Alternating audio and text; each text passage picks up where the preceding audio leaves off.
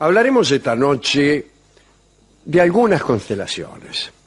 Orión era un gigante cazador, hijo de Euríale y Posidón. De su padre, que era el dios del mar, había recibido la facultad de andar por la superficie del mar, de poder caminar sobre el agua. Era, según se dice, de una belleza extraordinaria y estaba dotado de una fuerza prodigiosa. Se había casado con Side, una dama muy hermosa, que tuvo, sin embargo, la mala idea de rivalizar con Hera, la mujer de Zeus. La diosa, que no admitía competencia, la precipitó en el infierno redondamente. O sea, se enojó. Así que anda diciendo que sos más linda que yo, chao. Desde entonces, Orión trató de enamorar a numerosas mujeres, pero a pesar de su belleza, era siempre rechazado. ¿Qué pasó? Qué raro, ¿eh? La suerte de la fea, la linda la desea. Y en el caso de los hombres suele ser igual. Ahora bien, este Orión era incapaz de soportar esos rechazos, como muchas personas que uno conoce. Y entonces terminaba sus encuentros atropellando a las mujeres, tratando de poseerlas de prepo. Mirá vos. Esto sucedió primero en Quíos, donde Enopión, el rey de Quíos, le pidió que liberara a la región de unas fieras que andaban por ahí. Quíos era una isla, yo creo. Allí, Orión se enamoró de Mérope, que era la hija de Enopión. Ni el padre ni la muchacha querían saber nada con el gigante. Y entonces Orión, borracho, trató de forzar a Mérope. Pero la muchacha supo defenderse, se escapó, y finalmente Orión fue expulsado de Quíos. Algunos dicen también que Enopión cegó a Orión cuando lo encontró durmiendo a la orilla del mar, ¿no? Según esta historia, Orión se dirigió al taller de Hefesto y se puso sobre los hombros a un niño que trabajaba allí, Sedalión, pidiéndole que lo guiara en sus movimientos de venganza. En fin, no se sabe cómo, Orión recuperó inmediatamente la vista y entonces, ya sin el niño, cuya utilidad, siendo Orión una persona vidente, era perfectamente nula, marchó tras Enopión, pero no lo pudo alcanzar porque este hombre, Enopión, rey de Quíos, padre de Mérope, se refugió en una cámara subterránea que había construido justamente el mismo Hefestos. Aquí es donde aparece la única que lo quiso a Orión, la única que se enamoró de él. Pero en realidad se enamoró de él porque estaba maldita. Y esta fue Eos, la Aurora. La Aurora había tenido un romance con Ares, el dios Ares, nada menos que el novio de Afrodita, la diosa del amor. Y Afrodita se había enterado. Entonces la maldijo. ¿De qué modo la maldijo? Condenándola a estar eternamente enamorada, eternamente deseosa, diría yo, eternamente en celo. Y así estaba siempre en una actitud de acecho y cualquier colectivo la dejaba en la esquina. Así es que Eos, habiendo conocido a Orión, se enamoró de él. Pero ya no podemos contarla como un enamoramiento usual, sino como un enamoramiento fatal, hijo de una maldición. Bien, ella sí lo quiso y lo raptó. Lo raptó ella a él y se lo llevó a Delos, donde lo amó prolijamente. Un día en Beocia, Orión se encontró con las Pléyades, que eran 7, y se enamoró de todas ellas para no andar discriminando. Orión las persiguió durante 5 años. Es mucho perseguir para una persona atropelladora y abusadora, ¿no? Hasta que Zeus las transformó en palomas primero y en estrellas después, todo para liberarla de un pesado como Orión. Orión también se enamoró de la virgen hiperbórea llamada Opis, que era una de las doncellas del séquito de Ártemis. Y desde luego intentó atropellarla, pero la muchacha se escabulló en unos bosques sagrados. Finalmente Orión se encontró con la propia Ártemis y trató de toquetearla un poco. Y en ese momento la diosa ya se cansó de Orión y le envió un escorpión que lo picó en el talón y le causó la muerte.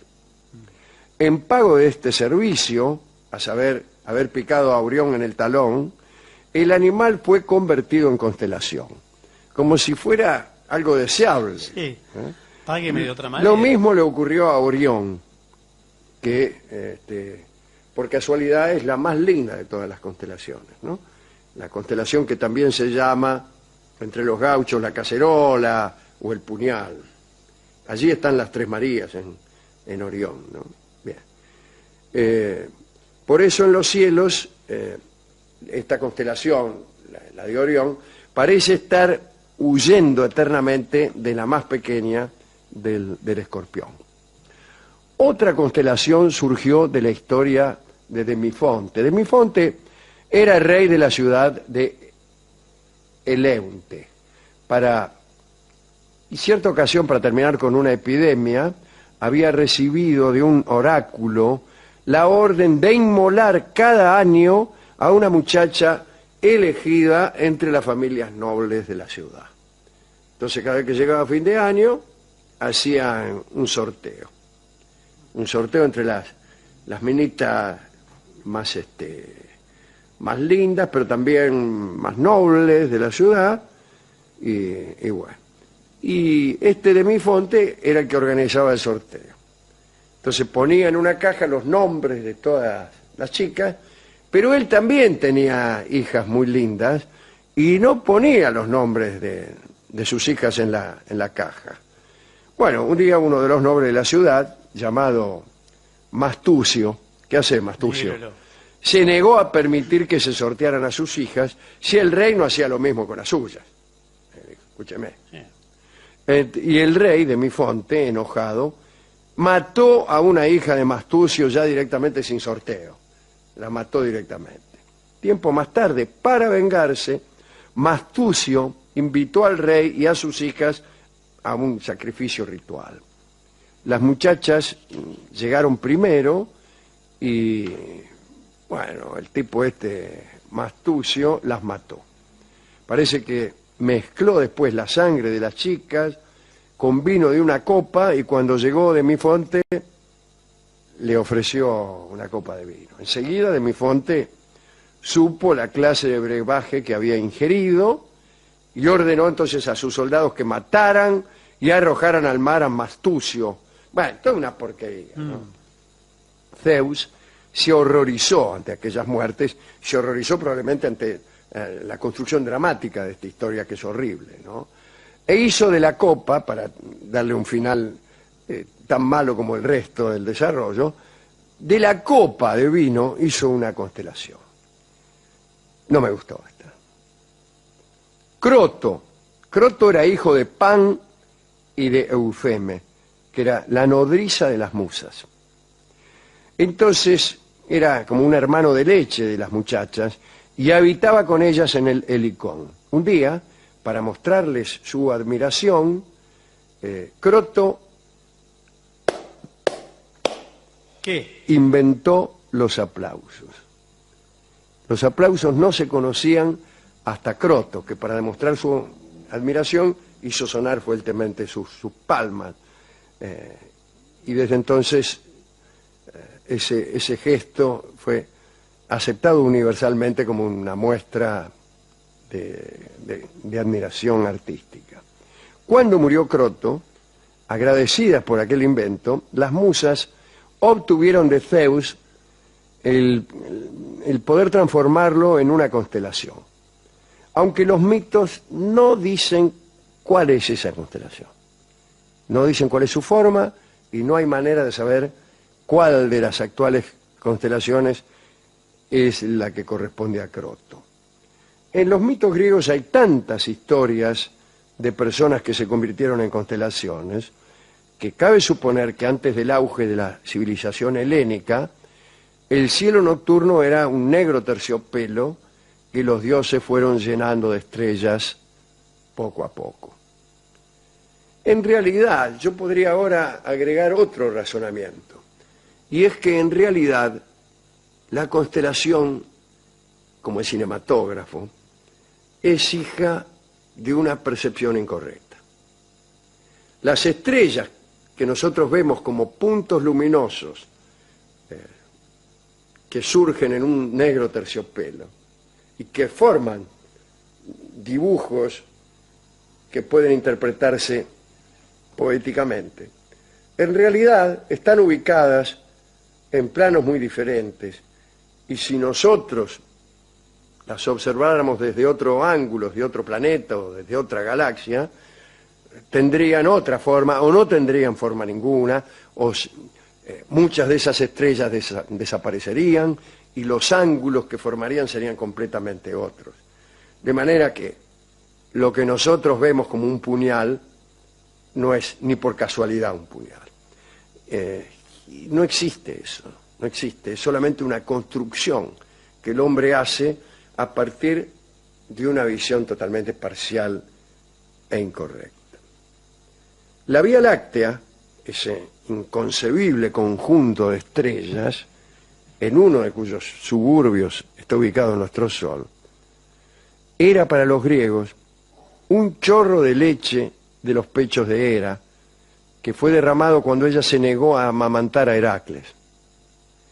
Un detalle interesante: Vía Láctea en griego se dice, ¿sabe cómo? ¿Cómo? Galaxia. Eso es Vía Láctea en griego, ¿eh? Bueno, hemos ido a la discoteca y hemos solicitado al discotecario de esta emisora nueva alguna canción que ilustrara esta paradójica costumbre de los griegos de convertir en constelaciones a las personas, ¿no? Es decir, convertirlas en una percepción fantasma, en algo que no existe. Es muy raro eso, ¿no? Pero está bien. El discotecario, que no es muy proclive a las metáforas, fue literal y nos dio esta bella canción que se llama Estrellita y que ahora escucharemos en la versión de nuestro querido Juanjo Domínguez.